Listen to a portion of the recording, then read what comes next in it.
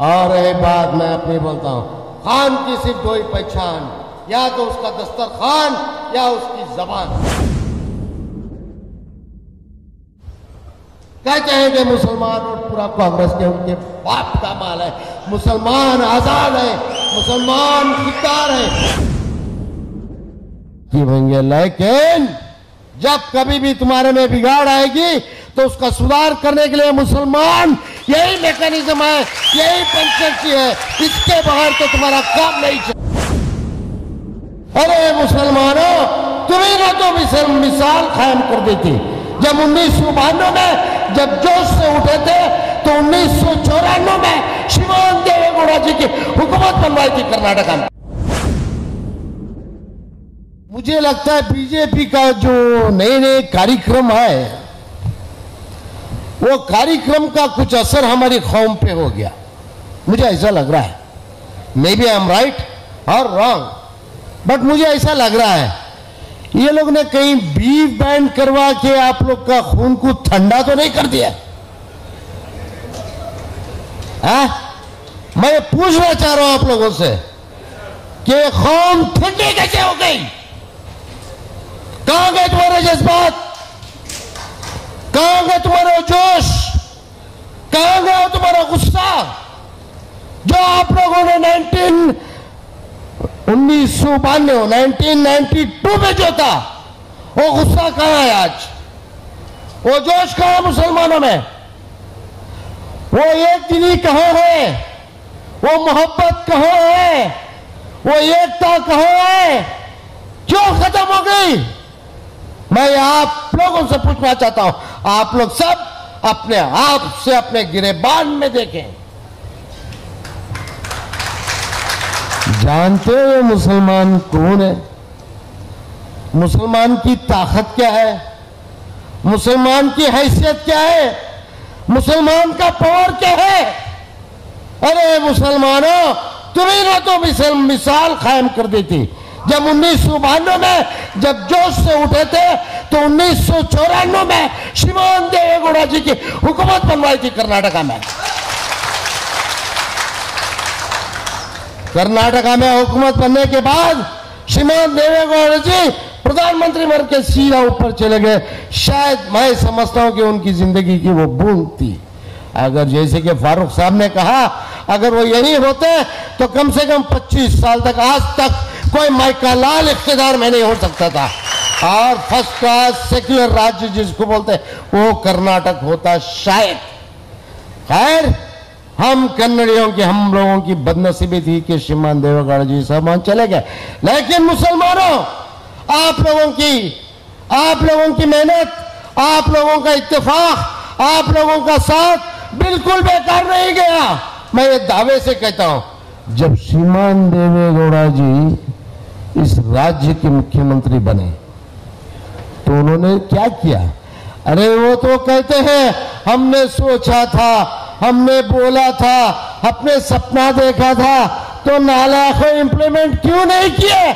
लेकिन श्रीमान देवेगौड़ा जी ने 4% रिजर्वेशन आप लोगों के लिए इंप्लीमेंट कर दिए इनके राज में, जिसकी वजह से आज हर डिपार्टमेंट में कोई ना कोई एक आपका अपना मुसलमान भाई नजर आता है। ये एहसान हम कौम पे श्रीमान देवेगौड़ा जी का है, और इस हक को हम लोग अदा करना होगा। अब आते हैं हम लोग दूसरे मुद्दे पे। श्रीमान कुमार स्वामी के बारे में कई बातें करते हैं कि कुमार स्वामी जी ने बीजेपी से हाथ मिला लिया। भाई गलती एक बार गलती, और वही इंसान ऐसे कई स्टेजों पे खड़ा रह के 10 टाइम हमारी कौम से माफी मांगे। और रब्बुल आलमीन कहता है कि मैं गफूर और रहीम हूं, मैं रहम दिल हूं, मैं माफ करने वाला हूं, और तुम उसके बंदे अभी तक अपने दिलों में नफरतें लेके जी ने उस हालात में क्यों ये डिसीजन लिया? कभी किसी ने कुमार स्वामी जी से ये ना पूछने की हिम्मत की, ना समझने की कोशिश की कि कुमार स्वामी जी कि तुमने बीजेपी से क्यों हाथ मिलाया था? उसको अगर नहीं जानते हैं तो मैं बताऊंगा। उस टाइम भी यही हमारी जनता दल सेक्युलर पार्टी ने कांग्रेस को साथ देने की कोशिश की, कांग्रेस को साथ दिए थे तो अंजाम क्या हो गया कांग्रेस को साथ देने का? उन लोगों ने जनता दल पार्टी को ही डेमोलिश करना चाहते थे। सारे के सारे हमारे जितने एमएलए हैं उनको डरा के, वरना उनको खरीद के या उनको लालच में जनता दल सेक्युलर को खत्म करना चाहते थे।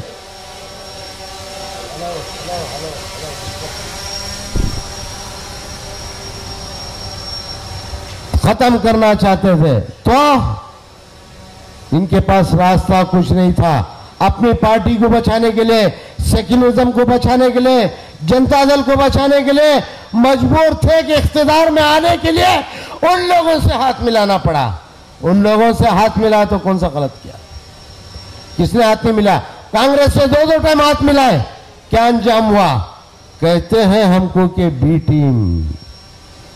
कांग्रेस वाले चोर उल्टा कोतवाल को डांटा, चोर पुलिस वाले को डांट रहा है, हमको कहता है कि बी टीम।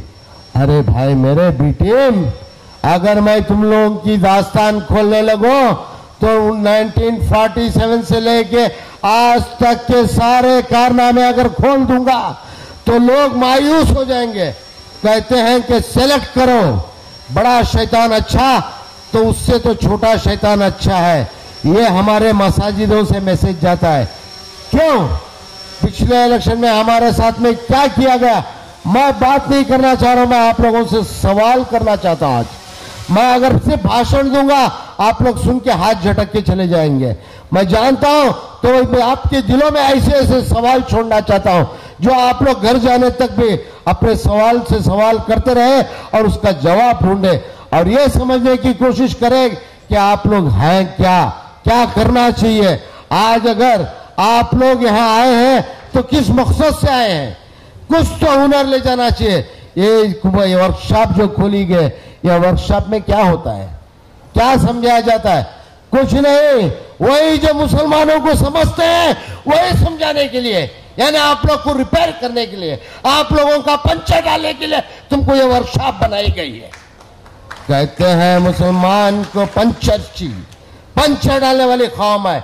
मैं पूछना चाहता हूं सारे जमातों से, मैं पूछना चाहता हूं ओपनली कांग्रेस और बीजेपी से, साले बनाए तो होंगे तुम लोग tractor, motor, Rolex, Fortuner, Rolls Royce, पता नहीं क्या क्या इजाद किए होंगे, लेकिन जब कभी भी तुम्हारे में बिगाड़ आएगी तो उसका सुधार करने के लिए मुसलमान यही मैकेनिज्म है, यही पंचायती है। इसके बगैर तो तुम्हारा काम नहीं चलने वाला है। तो इस देश को चलाने के लिए मुसलमान का जरूरी है। इतनी सी बिरयानी पका लो, लाओ तुम्हारा बीजेपी का मटन, लाओ तुम्हारे कांग्रेस के चावल, लेकिन अगर हमारा मुसलमानों का नमक नहीं रहेगा तो तुम्हारी बिरयानी कंप्लीट नहीं है। तो ये मुसलमान अपनी अहमियत को समझे, अपने वोट की कदर को समझे, अपने आप को समझे, अपनी ताकत को समझे। लेकिन अफसोस कौन है वो? साहब वो मुगल है। वो कौन है रे? साहब वो सैयद है, वो शेख है। अबे मैं कहाँ का शेख है यार? शेख लोग की लॉटरी लगी और तू शेख, और तू कौन है? बोले पठान है, खान है। मेंढकी से डरा बोलते लेकिन फिर भी पठान है। तो खैर हम लोग आपस में बटे हुए, फिरकों में बटे हुए। कौन है वो सुन्नी है, वो कौन है? वो जमाती है। वो कौन है? वो वहाबी है। वो कौन है? वो शिया है। वो कौन है? वो महदवी है। वो कौन है? वो बोरा है। वो कौन है? वो खादियानी है। क्यों? तुम्हारा अल्लाह एक, तुम्हारा रसूल एक, बराबर तकबीर। आ जाओ, अभी वक्त आ गया है। आओ, अभी वक्त आ गया है। आओ, तुम्हारे लिए दरवाजे खुले हुए हैं। आओ, सब एक प्लेटफॉर्म पे आओ, जाओ एक दूसरे के गले मिलो। बोलते हैं वो जमात, जनता दल में सिर्फ ये लोग हैं, वो लोग हैं, फलाने लोग हैं। वो लोग क्यों नहीं है? वो लोग क्यों नहीं है? क्यों है ये फिरका? ये फिरका बिल्कुल नहीं रहना चाहिए। अभी रही बात सरकारों की, और सीधी सीधी बात, कांग्रेस को आप लोगों ने कई चीजें देखे, बीजेपी के भी कई चीजें देख लिया आप लोगों ने। अभी जिस मुल्क के हालात, पहले शरीयत के लोग थे, शरीयत के पाबंद थे, टीवियां नहीं देखते थे, मोबाइल यूज नहीं करते थे, व्हाट्सएप यूज नहीं करते थे, इंटरनेट सोशल मीडिया यूज नहीं करते थे। आज सारी टेक्नोलॉजी मुसलमान यूज कर रहा है। जब यूज कर रहा है तो आप लोग जानते हो कि आज असम में क्या हो रहा है, कल यूपी में क्या हुआ था, परसों वहां क्या हुआ था, उससे पहले गुजरात में क्या हुआ था। क्या आप लोगों को होश नहीं है? क्या आप लोग अपने आने वाली नस्लों का सुकून नहीं चाहते? अगर सुकून चाहते हो तो भाइयों गौर करो, तुम्हारे पास ऑप्शन क्या है। जाओ, जाके लोगों को बताओ कि तुम्हारे लिए लड़ने के लिए हमारे सर पे अभी तक सलामत बैठे हैं श्रीमान देवेगौड़ा जी, जो एक हिंदुस्तान के सबसे बेहतर हिंदू और सबसे बेहतर सेकुलर लीडर वो है श्रीमान देवेगौड़ा जी। और रही बात कुमार स्वामी की, शेर का बच्चा को शेर ही हो सकता है, एक सेकुलर का बेटा सेकुलर ही हो सकता है, गलत नहीं हो सकता। एतबार तो करो, भरोसा तो करो। ये एक बार तुम दिल खोल के उनका साथ दो, फिर उनका दिल देखो। तुम लोग बगैर देखे, बगैर समझे आप लोग कुछ भी डायलॉग वहां खड़ा रह के कुमारना ने क्या किया। अरे कुमारना ने हमारे फारूक साहब जुम्मा आड़ दिया, उनको एमएलसी बना दिया थोड़े दिन की गवर्नमेंट में। ये मोहित अल्ताफ को सेंटर का मंत्री बना दिए। अरे दूसरों को तो छोड़ो, इस जफरुल्लाह खान को देखो फखर से बोलता है केएमडीसी चेयरमैन बनाया मेरे को। 125 करोड़ 125 करोड़ विदाउट करप्शन, 1 रुपया हराम है। अल्लाह की कसम मैंने खाया नहीं सरकार का, मैंने बांटा है गरीबों को। अगर यही श्रीमान कुमार स्वामी और यही श्रीमान देवेगौड़ा जी अगर मेरे को उस चेयर पे नहीं बैठाते तो मैं इतने मुसलमान बच्चों को ये 125 करोड़ रुपए की मदद कैसे करता। क्या इन्होंने बनाया नहीं है? ये एहसान नहीं है हम पे। एहसान मंद बनो मुसलमानों, हमको खुदगर्ज और एहसान फरामोश नहीं बनना चाहिए। अगर किसी ने एक वक्त थोड़ा सा पानी भी पिलाया है तो उसको जहन में याद रखो और उसका हक अदा करने की कोशिश करो। अभी आप लोगों को जाना है, सिर्फ तालियां बजा के बाहर गए, उन्हें जफरुल्लाह अच्छा बोले रहे, उन्हें फारूक बोले जरा हल्लू बोलते थे, समझ नहीं आ रहे। हाँ, this is the sorry, this is the comments नहीं, किसी की कीमत नहीं। अगर उन्होंने समझाया पूरी तरीके से, अगर आप नहीं समझे तो दोष आपका है, दोष आपका है। आप लोगों को समझना चाहिए थे। उन्होंने मुद्दे एक से एक सेंट्रल से लेके नीचे तक के मुद्दे उठाए, लेकिन अगर आप लोगों ने नहीं समझा है ये आप में कमी है। इस कमी को सुधारो, ना कि मैं बल्कि मेरे पीछे आने वाले कोई भी जो साहिब है, जो लीडर है, जो आपके हुक्मरान है। मैं ये नहीं बोल रहा हूँ कि सिर्फ ये लीडर है, लीडर ये नहीं है, लीडर तो तुम लोग ऑर्डर करते हो। खान साहब वो कुमारना को बोल के जरा वो काम करा देना, खान साहब वो देवेगौड़ा जी को बोल के वो काम करा देना। लीडर तुम लोग हो, हम लोग तो सर्वेंट ही हैं। ये सब जितने भी बड़े हैं सब नौकरी है, सब आप लोग की खिदमत के लिए है। तो खैर मैं ये बोलना चाहता था, यहाँ से जाने के बाद में आप लोगों को करना क्या है। आप लोग ने अपनी वोटर लिस्ट मजबूत की है, सब लोग शॉल डाल के घूम रहे। क्या है? जनता दल का है। खाली पुलिस स्टेशन हैंडल करने के लिए जनता दल में नहीं, लेक कुंटो आट किला नहीं, ये नहीं चलेगा।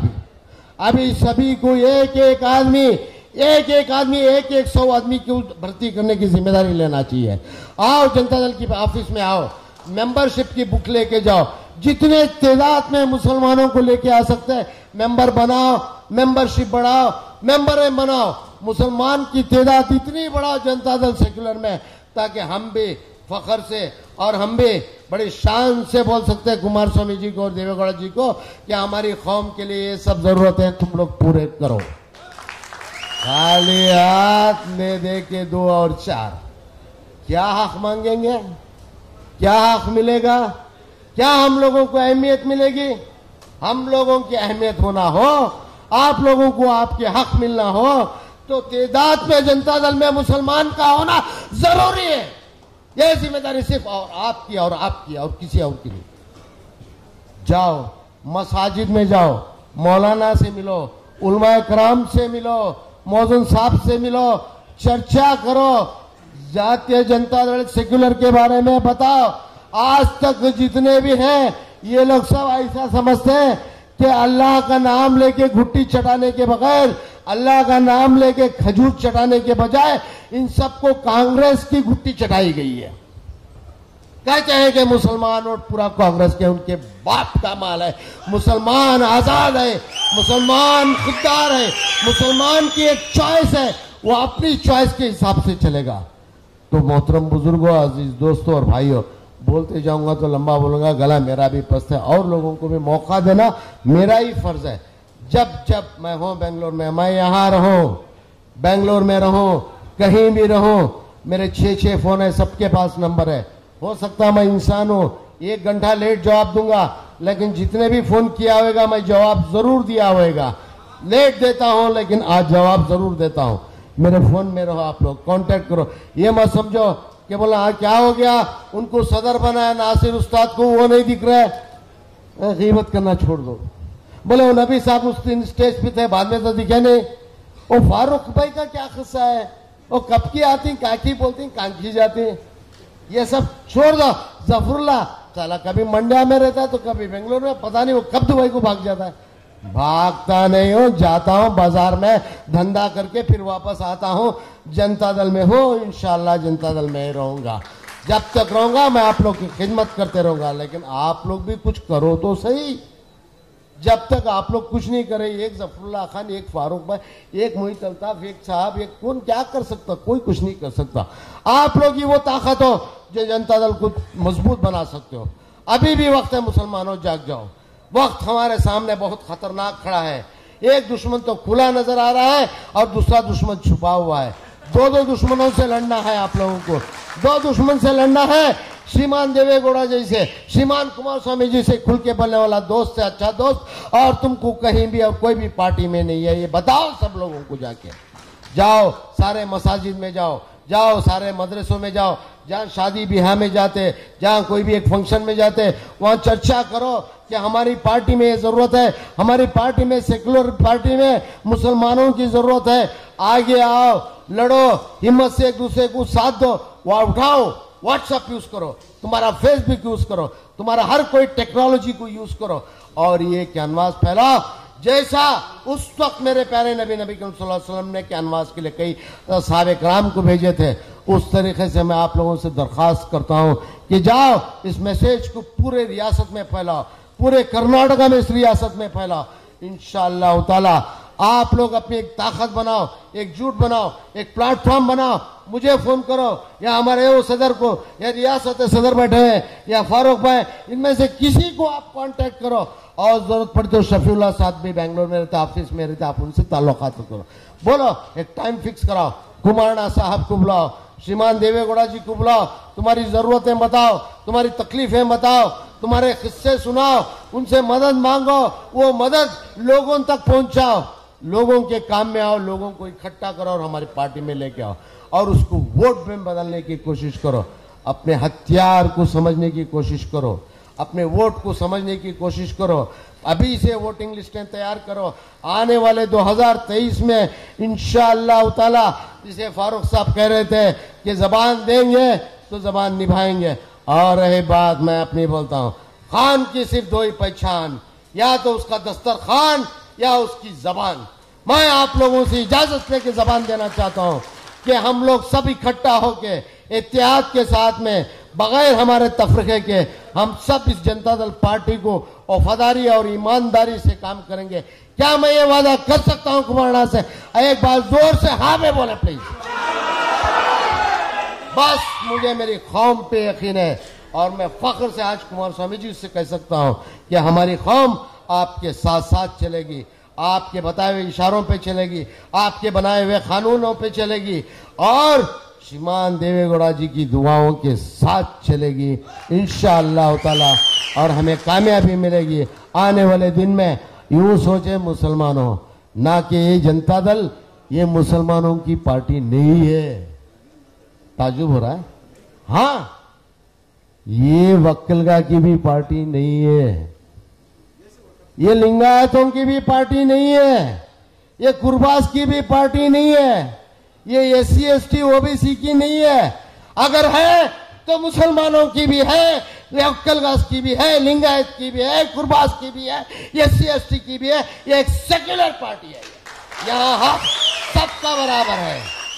कोई ये मत समझो कि ये उनकी पार्टी है या इनकी पार्टी है, ये हम सब की पार्टी है, हम सब का हक है। यहाँ पे कितनी रिस्पेक्ट देखते हैं, मेरे से इतने बड़े बुजुर्ग इतना प्यार जताते हैं। आप लोग क्या सोचे कि जफरुल्लाह खान के पास पैसे हैं? अरे बेवकूफो, यहाँ पैसे की बात नहीं है। पैसा तो मैं कुछ भी नहीं खर्चा करता, मैं एक नंबर का कंजूस।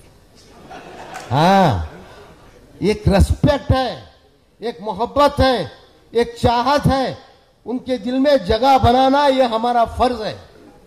उसलिए एक मोहब्बत के लिए यूं सोचो, अगर एक जफरुल्लाह खान को इज्जत मिल रही है, एक डयास के ऊपर वो अपने राइट हैंड पे मेरे को बिठाते हैं, तो सोचो पूरी कौम का एक रिप्रेजेंट करने वाला एक मुसलमान लीडर, एक मुसलमान बैठा है, तो आप लोगों का सब सर फख्र से ऊंचा हो जाना चाहिए। जहां तक नहीं यूं सोचो कि खुद अपने आप को वहां बैठाए हो। तो बहरहाल मुसलमानों, मोहतरम बुजुर्गों, अजीज दोस्तों, भाइयों, बात जितनी खींचेंगे उतनी लंबी चलेगी।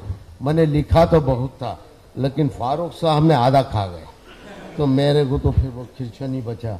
तो ठीक है, मैंने उससे काम भी चला लिया। जो भी है इंशाअल्लाह ताला मैं आप लोगों से उम्मीद करता हूं कि आप घर घर, हर मोहल्ला, हर बूथ, हर जगह जाएं, ये मैसेज फैलाएं। जो मिशन 1 2 3 लेके जा रहे हैं, टाइम पास के लिए नहीं है, वक्त ज़ाया करने के लिए, मुसलमानों के जज्बात से खेलने के लिए नहीं है, कामयाब होने के लिए। आने वाले 2023 का ख्याल रखें, दूर अंदेशा रखें। दुश्मन एक नहीं, हमारे दुश्मन 2 हैं, एक खुला है, एक छुपा है। वो छुपे हुए दुश्मन से बचो, खुले हुए दुश्मन को तो से कुमारना और देवेगौड़ा ही देख लेंगे। इतना बोल के ये मैसेज पहुंचा दो। इतना कहते हैं मैं अपने अल्फाज खत्म करता हूँ। अस्सलाम वालेकुम रहमतुल्लाह व बरकातुहू। फोन नंबर 9880877777 और एक 9071177777। दुबई का लिखो 009715088899905 और पगला जाओगे, इतने से काम चलो। अस्सलाम वालेकुम।